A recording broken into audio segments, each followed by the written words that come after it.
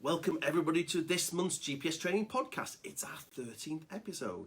So today on the podcast I have myself and Andy. Hello. And welcome Andy, I hope you're keeping well. Good, thank you. As always, we're streaming it live on Facebook, so if you don't like our Facebook page, why not? You need to go onto Facebook, just search for GPS Training, and don't forget when you find our Facebook page to like it. So without further ado, let's get on with today's podcast. It's our 13th podcast. Hopefully it will not be an unlucky one. In today's podcast, we're going to look at the following. We talk over the big news over the past few weeks from Garmin, the launch of the long-awaited Garmin GPSMAP66s. We have an interview with Mark from the Brecon Beacons Mountain Rescue, and as I recorded that a few weeks ago. We have Andy's top tips, both Garmin and SatMap. And then finally, we have another GPS training podcast competition. This time it's for SatMap users. So the first thing is we're going to look at the Garmin GPSMAP66s at last.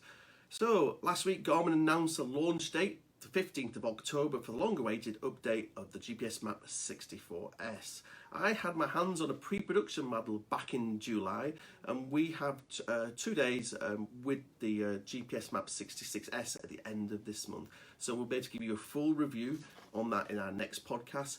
But before that, Andy, I know you've spent a little bit of time looking at the difference between the 64s, which is the previous model, and the 66. And what are the main features that you think we're going to see the difference in? Yeah, so what we've seen with the new 66s on paper looks really good. Obviously, I haven't had my hands on one yet. First thing we've noticed, it's got a slightly larger screen than the 64. So 3-inch diagonal screen compared to the 2.6. So just a little bit bigger and higher pixels, 200 times 400 pixels. Yeah. The 64 was always known as a very tough and rugged unit. I've just noticed that the 66, I hadn't noticed this when I first looked at the spec, it's actually been tested to a military standard called MIL STD 810, right, which is basically the American military. Okay. They have a stringent set of tests that they put equipment through. If anyone looked on Wikipedia, MIL STD 810G, there's about 30 tests, and it's all to do with weather, humidity, shock resistance, the GPS being dropped on concrete, that sort of stuff. So very tough unit. That's 64, and then now the 66. It has always been promoted that as the rugged outdoor GPS unit because it's got buttons on it, hasn't it? Yeah, really? so very tough unit. So it's still a tough unit, but I like the fact it's got that military standard testing now.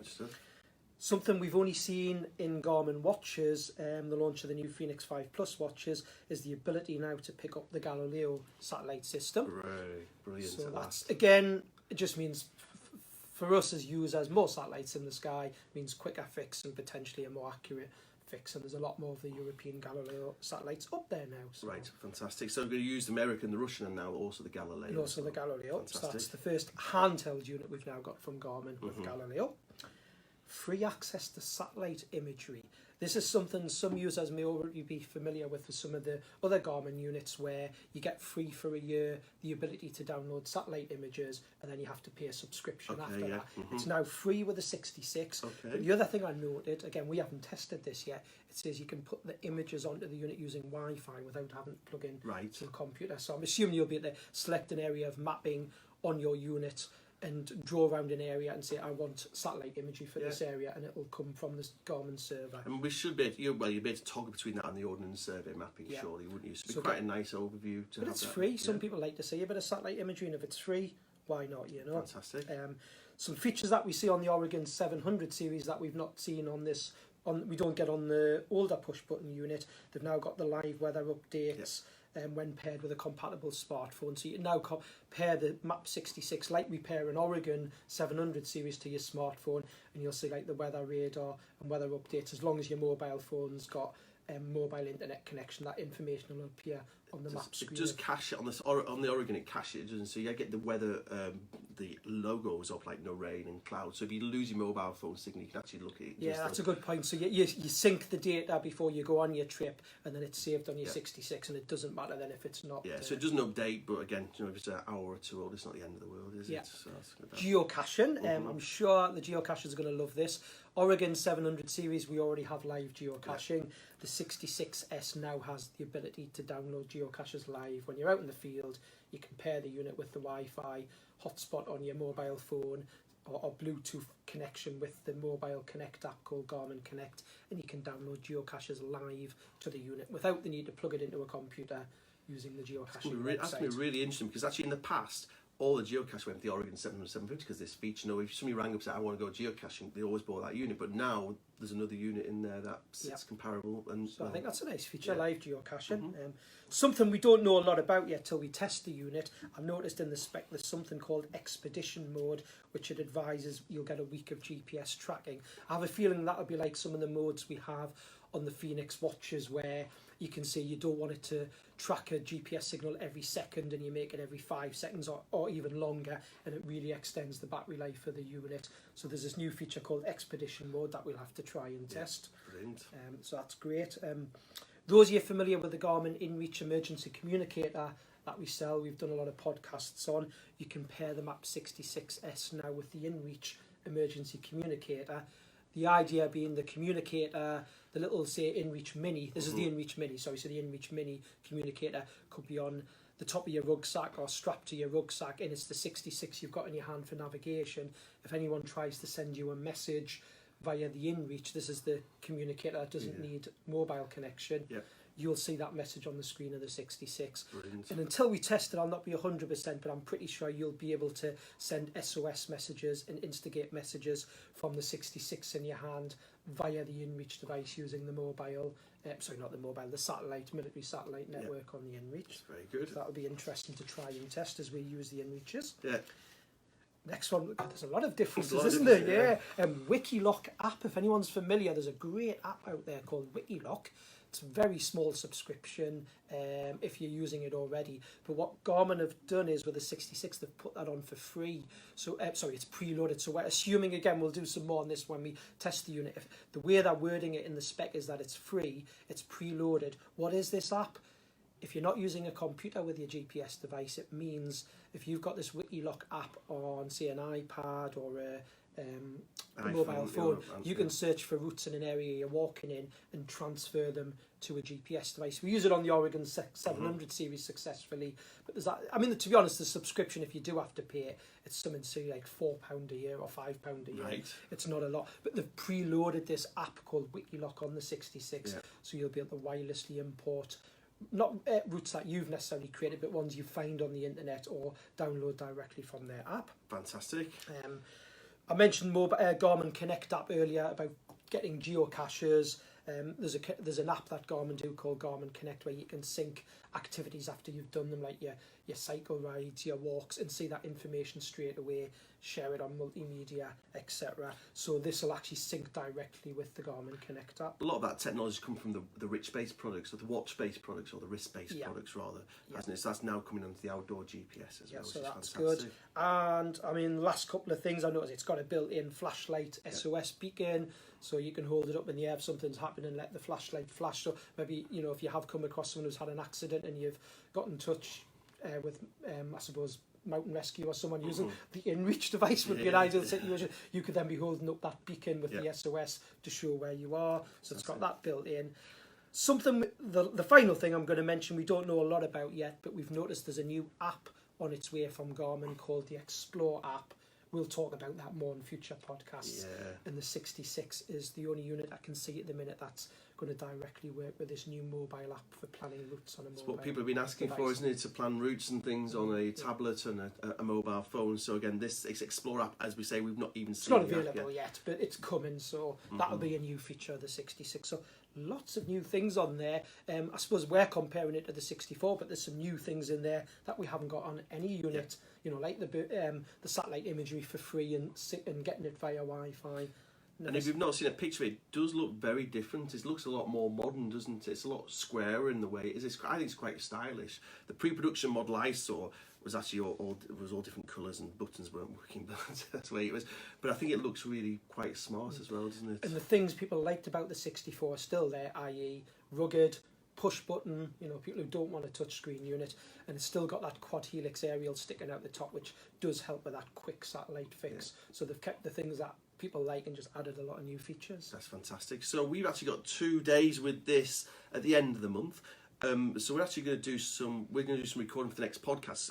So pre-launch, this is going to be of the unit. So we've actually got Garmin coming up, and we're not allowed to be left on our own with it, apparently, Andy. Top secret. Just in case you take the back of it or something, I don't know why.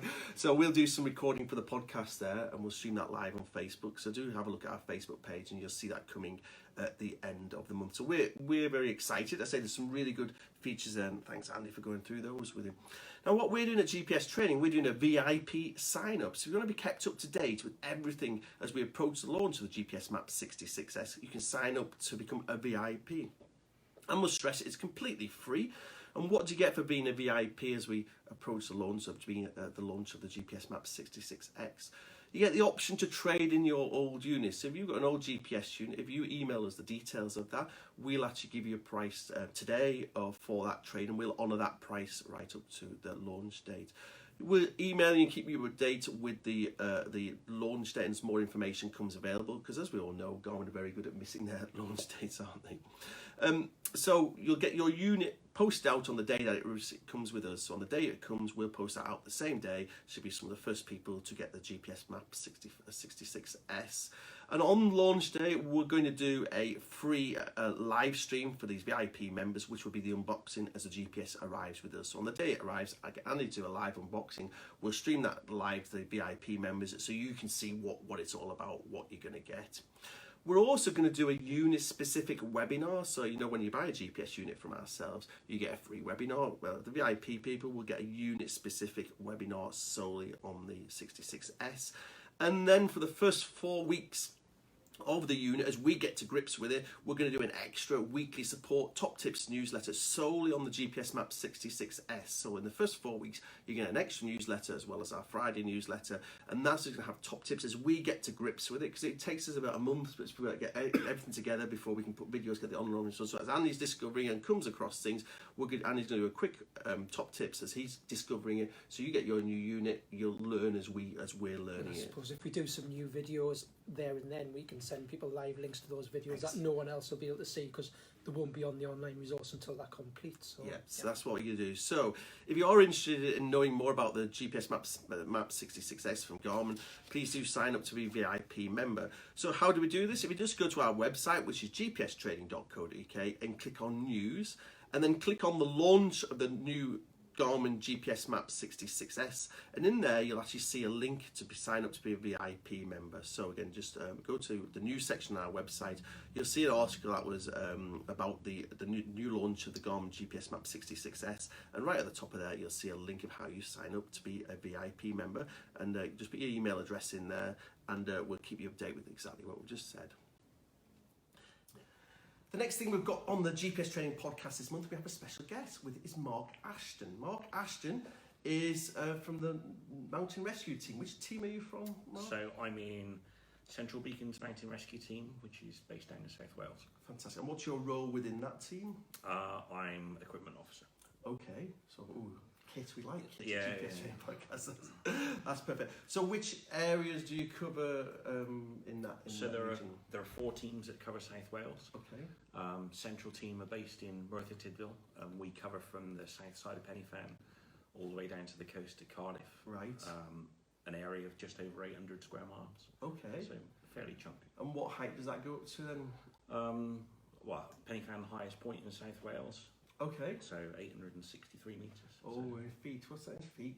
It's over 2,000. So it's blasphemy. So it's a mountain then, that's the main thing, yeah. So it's similar to what we have in Northumberland then, because the Cheviot here in Northumberland is just over 2,000 feet, so it'll be similar area there. And quite harsh. I've never walked much in North Wales, but not South Wales. The weather can be quite challenging at times. Right. The terrain tends to be high rolling moorland. Okay. We've got some steep sides, but the weather tends to be the biggest effect. Brilliant. So give me a quick insight into the team. Exactly what do you do? Of course you rescue people. What other things do you do within mountain rescue, really as a whole? So mountain rescue uses strapline so much more than mountains. Okay. We're a specialist search team. So we do huge amounts of training on searching for missing and vulnerable people. Technical rescues, we'll go for animal rescues of dogs that are stuck down holes that have run away from owners. So it's really, really diverse. One day we can be in the middle of the mountains, another day we could be searching for a missing person from a hospital in Cardiff, for example. And are you always called out by the police, or did you get direct calls from We the tend to be 999? called by the police. Things are changing slightly now, so we'll get calls from the ambulance service who can get access to somewhere, or they need help over a terrain. Our ambulance will call us again if they can land on but don't have the ability to winch, so they need people on the ground to help move things, carry things. We'll be called by the fire service. So around Lancashire recently we've had the fires, so a lot of teams have been working in collaboration with the fire service. So it's volunteers. And I suppose once you get to the coast, it's Coast Guard's taken over that point. Yeah, completely. So will you work alongside them, will you? Do training? Sometimes the Coast Guard tend to cover all the cliff work, and then they'll work with the R&L. All right, fantastic. So it's quite a broad range of what you do there. So, so what percentage is it rescuing walkers? I know we do think mountain rescue as 100% of the time. Is what percentage of your call-outs will involve the walker? The bulk of it is in the mountains. Right. I'd say probably 65 to 70%. Right. But that 30% where we are doing urban, they tend to be much longer duration because when we're in the mountains, often it slips, trips and falls, so we'll know exactly where the person is, and we're just going to help get them off the hill down to a county ambulance, whereas the urban parts we do tend to be much longer processes because we're looking for missing people. Fantastic. So then moving on to the outdoor GPS unit, what GPS units do your team use, and kind of how do they work as part of that team? How do you slot in this? So things have evolved massively as GPS has changed. So we use a whole bunch of units. So if you go back when GPS first started to become commercially available, most people would use a Garmin E-Trek or things like that. Which has been around since day dot. Then SatMap revolutioned it by putting maps on the screen. So we now see a migration. Most of our team will use SatMaps, or now we're moving into wrist-mounted, where technical wearables will give you good references and things like that. The important thing is when you join a team, you do 9 months of training where you're not allowed to use GPS at all, because if something goes wrong, which let's be open, it can do, you need that ability to be able to map and compass. So once you've done 9 months training, you have a weekend assessment. Once you've passed all that, then you can start using electronics. So it's quite a long training period, really, that 9 months before you... Is that when your class is at a full member once you've been through that induction? So you do 9 months training, then you do have an assessment weekend, and then for our team you become a probationary member for 2 years, where there's still an awful lot more learning to do, because some people will come from scratch who are just, they're walkers, enjoy the hills and don't do the technical side, or maybe do the technical side and don't do the walking side. And it's integrating into the team so they know how we work, what we do on a call out. So everything is completely seamless. And you're all volunteers as well, aren't you? Oh yeah, completely. And so how many? We've all got full-time jobs. How many members are in the team then? So in our team we've got just over 50. Which sounds an awful lot, but you've got to respect that if we get a call out, so today it's Wednesday lunchtime, if we got a call now, most people are at work. I'm 400 miles away, there's no chance I'm going to get there. So you may get a dozen people on a weekend. If it's a Saturday or Sunday, you get an awful lot more people. So you need that broadness. So when you put a call out, does every who's available come in, or is it limited to the first 10 people or something? No, everybody's on call 24 hours a day, 7 days a week, and if you're available to respond, you'll go. Right, okay. And you never have not enough. You never have people. Yeah. So where are your vehicles based? So we're based currently at Merthyr Fire Station. Right, okay. We have our own base in Dowlice, which is an area of Merthyr. But last year we had quite a devastating fire that destroyed our base and all our vehicles and all our kit. So South Wales Fire and Rescue Service have been great. They've cleared the top floor of the fire station. We're currently using that. And vehicle compound now. Is that a link away at the fire? I thought you moved into the fire station and then we got after the night of the fire, we got a phone call from the fire service saying, "Can we help?" And we said, "Well, we need somewhere to locate." And they just came out and said, "Yeah, we'll find you somewhere." And how many vehicles do you have then? 3 normally. Land Rovers. Normally 2 Land Rovers and a control vehicle, which is a truck with all our electronics in it. Fantastic. And the kit's loading there all the time, is in the back of the vehicles, ready to go. So as soon as you call in, you're away as quick as possible. You're straight out the door. So how quickly after the call, I suppose, when you get enough people there, the vehicles leave, because if you're all volunteers, once the call goes out, you all go to the fire station and get it. So as the vehicles go when there's enough volunteers when arrive? there's enough people, yeah. Right. I mean, it'd be pointless the first person getting there and taking the vehicle because you get there and don't have any troops on the ground. Yeah. So from call to responding, it can be very, very quick. Right. Talking 10 minutes to be out on the road. Fantastic. And then we'll drive to the nearest road access to where we need to get to. Sometimes it can be a little bit more drawn out than that because there's an awful lot of information gathering that we need to do to make sure we go to the right place to start. Yeah. And then if volunteers come later on, they may go straight to the... Oh yeah, completely. I mean, our volunteer base isn't all based in Merthyr Tydfil, so they're spread around. So for example, we've got a lot of guys that live down in Cardiff, and it'll take us half an hour to get to Merthyr Tydfil before we get on a vehicle. Right. So the guys that live down in Cardiff tend to go direct to the RV because they know the vehicles will have probably left base by the time they get there. Okay, and then going back to the control, so you then have this control trailer there which manages the instances. Yeah, so our control truck has the facilities for hot drinks and hot food, but also that's where all our search planning goes on. Right. So we have instant controllers who tend to have been the longest serving team members, the most experienced, and an awful lot of knowledge. Will be sat with, if you go back a number of years, pens, paper, and OS maps. Things have now moved on, so we've now got laptops and digital software and mapping software. We do it electronically, and that's where the GPS starts to come into it, because rather than drawing a area on a map, I want you to go and have a look there. We'll do that, but also the ability to download it to a device. Okay. And then when you come back, you can then upload it to the computer and see exactly where the people have walked. And for search and rescue, that is fundamental, really, because you need to know you're in the right place. Oh, completely. Where actually, even just a few hundred yards could be... Yeah. So when we get back to the control vehicle, one of the biggest things that you get asked is how well do you think you've searched that area? Okay. And it used to give it as a percentage. If you can download it and see a breadcrumb trail of exactly where you've been, you could say, oh, we've missed that area. Yes. Okay, we couldn't get in there because there's dense brambles. Right. Or there's something that's impassable, and then we'll log that. Yeah. And then as the search goes on, all those areas get added up. Do we need to revisit that? Can it be overflown by a helicopter? Can we put a search dog into it? So yeah. And do you do any tracking of the volunteers itself? I know in Northumberland there's a little bit of work on tracking. I don't know, spots. Yeah. Or so we use spot trackers that go out with each party, and that will communicate up to the satellite, send the satellite signal back to a receiver within our control truck. If people don't know, just sorry to interrupt you there. People don't know what the spot is. The spot's a little orange, I want to say plastic, that you put on your rucksack, and it links to the different satellites that our GPS is used to. It's the communication satellites, and then control in your case will be able to see exactly where you are. Where people are live on the ground. And also, you can send messages. Yes, there are programmable buttons on it. So one of the issues we do face is radio communications, because people, if you're driving along in your car, you take your DAB radio for granted because there are aerials everywhere. The radios that we use do get affected by forestry. Okay. And if we're in valleys and you've gone over the other side of a mountain top, you will lose comms. Is this the same as the police comms, same communication network that police use? Not really, is it? Not quite there yet. We're starting to move into the digital world now, but we're still using analog radios currently. But with the spot tracker, yes, there are programmable buttons.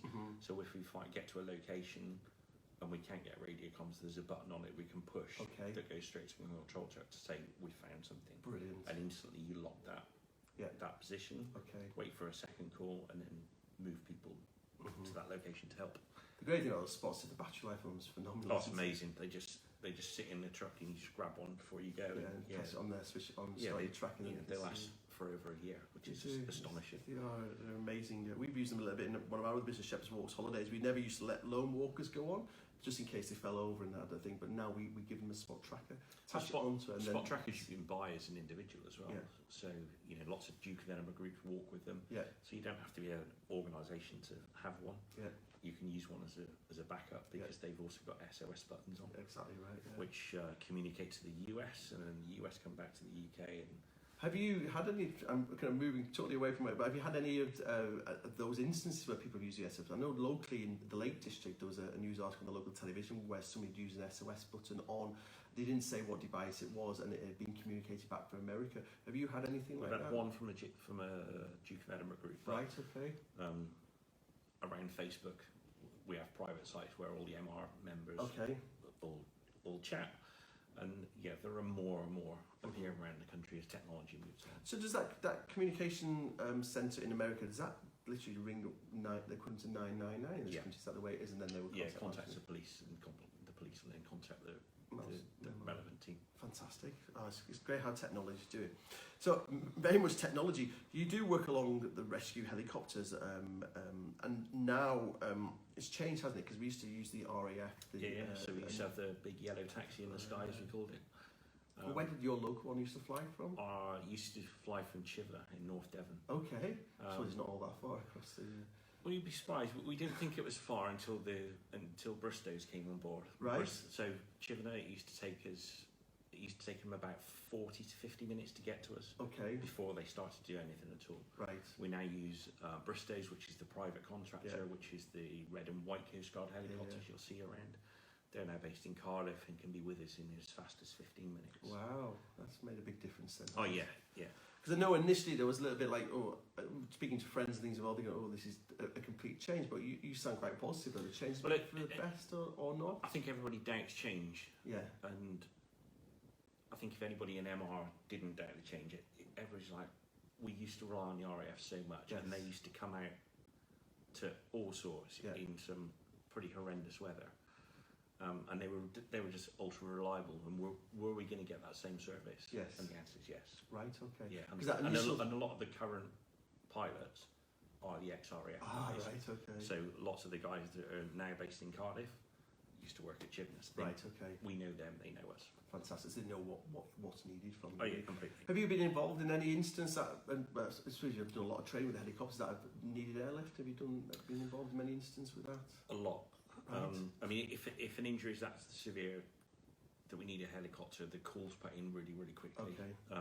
Because if you see a mountain rescue team in a picture or on TV or on the news carrying somebody, it's made to look easy because there's lots of people. It's very difficult. Yeah. It saps an awful lot of energy, and you need a lot of people. Right. And it's quite slow progress. I suppose you stagger, you carry for so long and then swap over. Yeah. There's Lots of rotation. Right. Okay. And we don't have the benefit of a flat pavement to work on. So if we can get a helicopter in to do a winch, it makes things a lot easier for us. Yeah. A lot more comfortable for the casualty. Yeah. And they'll transport them straight to hospital. Exactly right. So far quicker. Because I suppose if you're carrying off, you then still have an ambulance at the roadside to whiz them off. So the resources there also needed. Completely. So because we always see those pictures of mountain rescue with a helicopter in the background. I know when it went to this private company, there was a lot of issues. Are they going to be able to support us? But it sounds like they're doing a good job. They're doing a great job. Fantastic. Yeah, really good job. So when we sticking with the helicopter, when we use the helicopter, do we use British National Grid? Do you give them a grid reference or lat and long? How do you communicate with them? You could give them almost anything. Right. Because they have a navigator within the helicopter, and again they have software which will convert. So we'll give them an OS grid reference. Yeah. They'll happily work with an OS grid reference. If they needed to convert it to a lat long, they can do. Yeah. If they wanted a lat long straight off, some GPS devices will convert OS into lat long for you. But OS is far easier to use because it's a lot less numbers to work with. That's right, yeah. And then kind of moving on with the OS and grid references, if somebody does ring up Mountain Rescue with an instant, you would be expecting a grid reference from them, would you? It's nice. It's not always forthcoming. Right. So again, as technology's moved along, people use smartphones so much more now. We have access to software which isn't available in the public domain, which will track where somebody is. Yeah. And what it will do is, if you've got a smartphone, we'll send a text message to you, and it'll have a little link. And firstly, it'll tell you who it is that's contacting you, and it'll say, "Hi, this is Mountain Rescue or Search and Rescue. We're trying to locate you, and please click on the link below." Yes.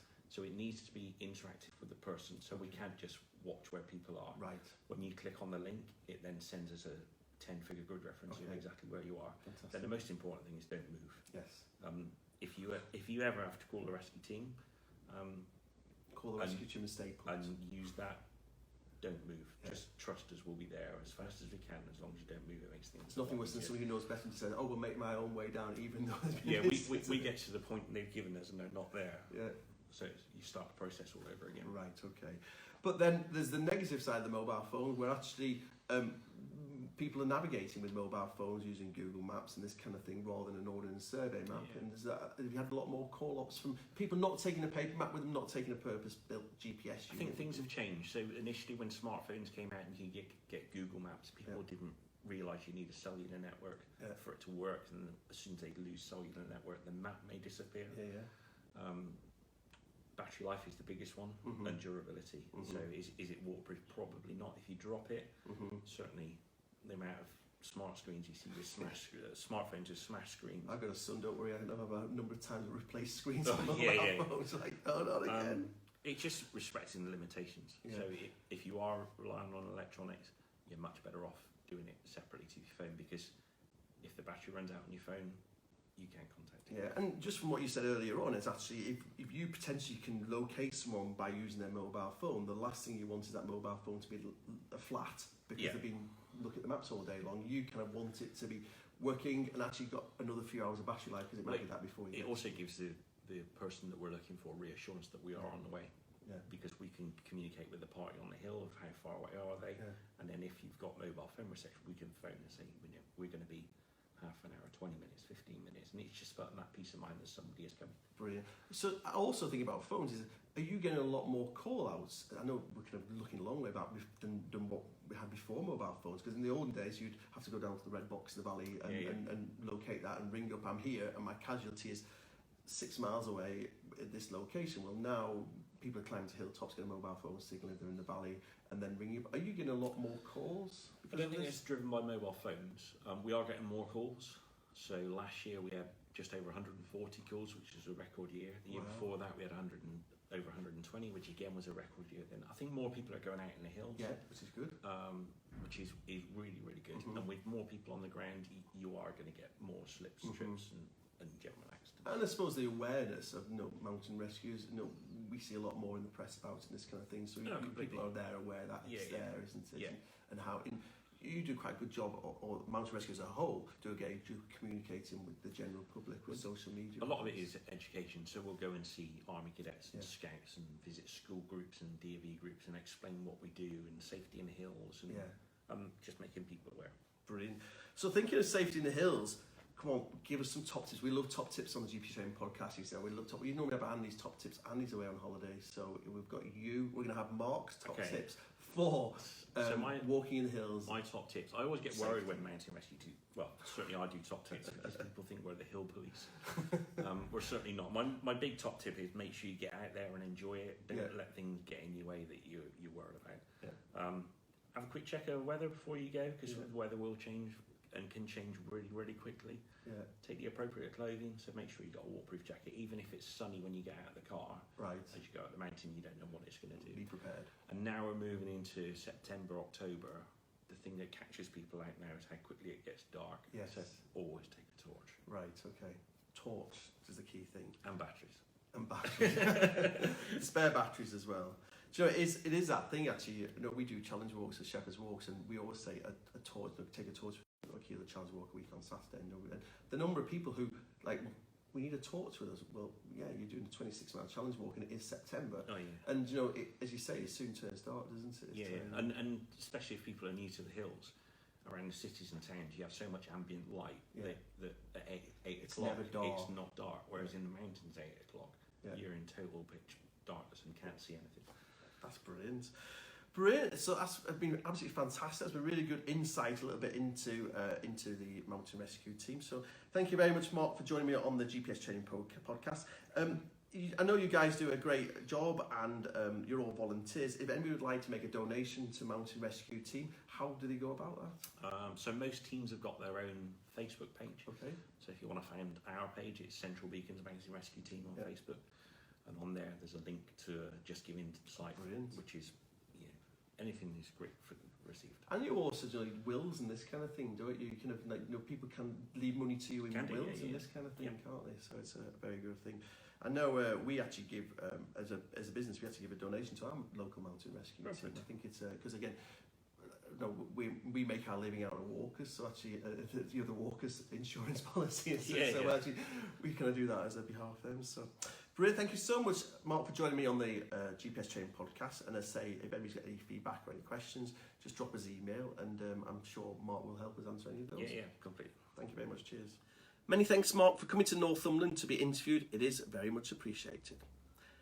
Next thing on the podcast this month is Andy's top tips. So Andy, we've got a SatMap and Garmin top tip. What's your SatMap top tip for this month? Well, both of the tips are very much linked together for both units.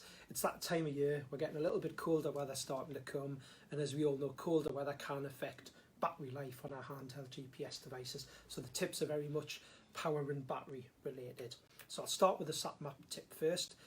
In the SatMap Active 12 and Active 20 units, they come with their own built-in LiPo batteries, which are great batteries. Active 20 is a really big 5,000 milliamp hour battery. But a lot of customers like the fact that we have an extra battery you can buy, but we've been selling a lot of the emergency battery packs, which is a little battery pack. Those of you on Facebook will be able to see me holding this up. That slides in place of the LiPo battery in the unit. Also, the Active 12 has a similar device that you clip in with a cable. Now, with this device, we always recommend this emergency battery pack for the SatMap units. You use lithium batteries over alkaline or NIMH rechargeable. Are they just throwaway batteries? Just throw away lithium. Lithium tend to perform better in colder weather. Remember, this is an emergency backup. So if you've bought from us, or you're interested in buying the Active 20 emergency battery cradle, or you've already got a unit with it, or the SatMap Active 12, one thing that often gets missed, when you take out your LiPo battery and put this battery in, your unit has a setting in it under the advanced power control settings where it's set to say that it's got a LiPo battery. You have to go into that setting. So this is in your setup, advanced power control settings, and where you see battery type, you change that setting from the LiPo battery to the AA choice. You get a couple of options of ones to choose from. Again, we do recommend you use lithium battery, so you make sure you set, if you are using lithium, you set that setting to AA lithium. And then just remember, when you take your batteries, your emergency pack back out and put the LiPo battery back in, you go back into that advanced power setting and change it back to LiPo. Fantastic. So that's your top tip for the SatMap people. Garmin units then. So Garmin, various units, some come with their own battery, some don't. The Garmin Montana unit and the Oregon 750 camera units come with their own Garmin rechargeable batteries. Brilliant. Now, in the Garmin settings, so in the setup and system on your Garmin, if you're using the Garmin battery, you won't be familiar with an AA battery setting because it's hidden. Using the Garmin Montana rechargeable battery or the Garmin AA battery pack. But this time of year, if you're looking for better batteries, I mean, one of the batteries that we often recommend to customers, I'm holding up for Facebook now, is the Eneloop Pro AA batteries, which perform very like an AA battery, very like a lithium battery in the winter, but they're rechargeable and you get a charger with them. So if you're using something like that, or you're putting in lithium batteries, you've got to remember on your Garmin unit, the same as we mentioned on the SatMap, just a different setting. You go into setup and system on your Garmin, and you make sure the AA battery type matches the type you're using. The one that catches customers out often is you have the choice of alkaline, throw away alkaline, lithium, but under the NIMH for rechargeable, there's two options, NIMH or NIMH pre-charged. And I get lots of calls about that. There's new batteries on the market called pre-charged batteries. We've got Energizer ones that we stock in the shop, again holding up for Facebook. They actually tell you on the packet that the pre-charged type. It just means that when you get them out of the packet, they've already got charge in, and what you find, pre-charged ones are better, as in when you've used them and charged them again, they'll hold the charge a lot longer when they're not being used. Brilliant. So you just make sure you select the NIMH pre-charged. Good stuff. So that's brilliant. So that's your SatMap and Garmin, which are both battery related as we're going into winter. So next thing is the GPS Training Podcast competition. Last month we had our first ever GPS Training Podcast competition, where you had the option to, or the chance to win, a Garmin Bird's Eye voucher, which is a Garmin Bird's Eye voucher, so you can download 3,000 square kilometres of 1 to 25,000 mapping. So then the question was, in the last month's podcast, at the start of August, I was at a large event with Garmin. What was that event? The answer was Mega, which is a large geocaching event that takes place every year. I've actually booked in for next year already, so that's it. Thanks to everybody who's already entered this, who entered this competition. We drew the winner just before we started recording, and the winner is Andy Cousin. So actually, it was a bit of a coincidence, but Andy sent us a top tip on last month's podcast. So there you are, Andy. That was no reason you. There's quite a few people entered, so thank you very much. I've actually already emailed you, Andy, just to get your address and if you're a Mac or a PC user. So remember right, I think you're a Mac user, and we'll get that in the post to you later on today.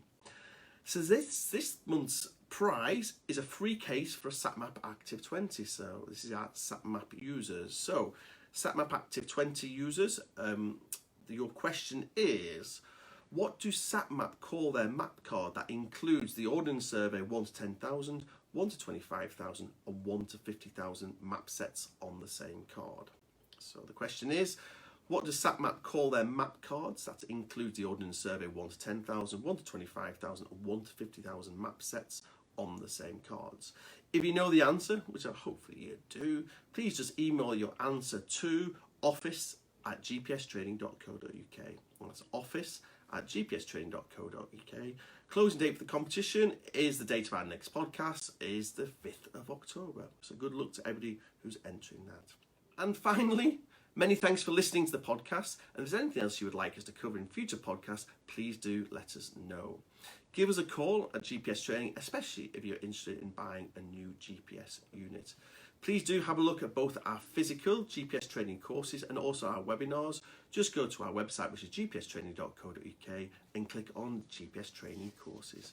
Please do tell a friend about the podcast and about GPS training. Any help you can give us in promoting the business and our podcast is very much appreciated. And don't forget, you can watch us recording the podcast on our Facebook page, which is GPS Training UK, or on our YouTube channel, which is just GPS Training. And don't forget, please, to RST our podcast, which is rate the podcast on iTunes. It really does help to rank it up iTunes if you do that. Subscribe to our podcast on whatever platform you listen to us on, and tell a friend about both GPS Training and the GPS Training podcast. Please do help spread the word. Many thanks, Andy, for joining me on this, the 13th ever GPS Training podcast. Thank you. And have a good week and month ahead of you. Cheers.